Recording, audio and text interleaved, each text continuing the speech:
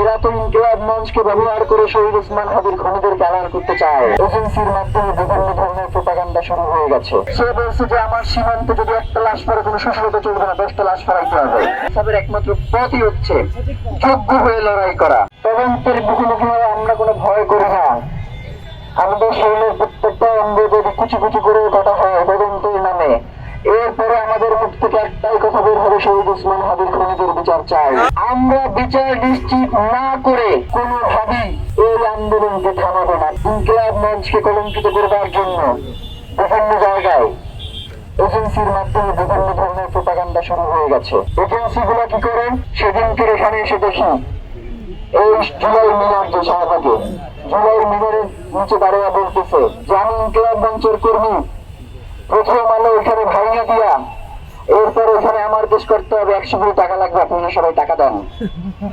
আমি একজনের গাড়িতে করে আর হচ্ছে প্রধান ভাই ড্রাইভার সহ আমরা যাচ্ছিলাম আরেকটা প্রোগ্রামে। আমরা ড্রাইভারকে তাড়াতাড়ি বলছি যে আপনি শাহবাগে যান। পরে শাহবাগে এসে আমি এবং জন্য গাড়ি থেকে নামাই, ওর ভিতরেই ঢুকে আমরা 2 মিনিট বক্তব্য দিয়ে এরপর তাদেরকে বিচ্ছিন্ন করে দিয়ে এরপর এখান থেকে গেছি।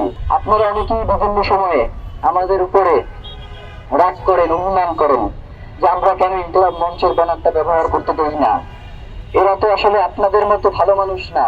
এরা তো ইনকিলাব মঞ্চকে ব্যবহার করে শহীদ ওসমান হাদির খুনিদেরকে আড়াল করতে চায়। এরা তো ইনকিলাব মঞ্চের এই ব্যানারকে ব্যবহার করে শহীদ ওসমান হাদিকে কটূক্তি করতে চায়। এরা তো ইনকিলাব মঞ্চের ব্যানার ব্যবহার করে নিজেদের বিভিন্ন কর্মসূচি বাস্তবায়ন করতে চায়। শহীদ ওসমান হাদি সবসময় একটা কথা বলতেন যে আমারে যারা আমার পক্ষ নেবা তারা কমেন্ট করতে আসলেও দেয় যে 10টা ভুল করো, এই ভুল করে যোগ্য না হইয়া এরপরে দয়া করে ইনসাফের পথ বাইছে নিয়া। ইনসাফের একমাত্র পথই হচ্ছে যোগ্য হয়ে লড়াই করা। আচ্ছা, শহীদ ওসমান হাদি হত্যাকারীদের বিচারের জন্য কি সবসময় ইনকিলাব মঞ্চের ব্যানারই মানতে হবে?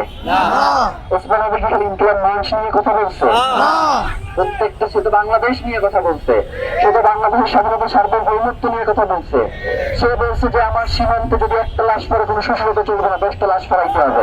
সে বলছে বাংলাদেশের স্বাধীনতা সার্বভৌমত্বের দিকে যদি কেউ চোখ তুলে তাকায় তারা চোখ টিপতে দেওয়া যাবে না, তার চোখ তুলে নিয়ে আসতে হবে। একদল যখন আন্দোলন করি তখন দেখবেন বলবে নির্বাচন বানচাল করতে চায়। আবার যখন আন্দোলন দু একদিন আমরা স্থগিত রাখি তখন আবার ওই একই দল বলে যে এরা এজেন্সির কাছ থেকে টাকা খেয়ে এরপরে এই কার্যক্রম গুলো করছে। শহীদ ওসমান হাদিকে এমন কোন এজেন্সি নাই, এমন কোন সরকার নাই যারা তাকে বিভিন্ন মাধ্যমে প্রলোভন না দিছে। শহীদ ওসমান হাদি সবসময় দাঁড়াই একটা কথা বলতো, তোমাদের কাছে শত সহস্র কোটি টাকা থাকতে পারে, কিন্তু আমি ওসমান হাদি এই জায়গায় দাঁড়িয়ে বললাম শুধু আমি নয়, আমাদের টিমকে কেনার টাকা তোমাদের কাছে নাই।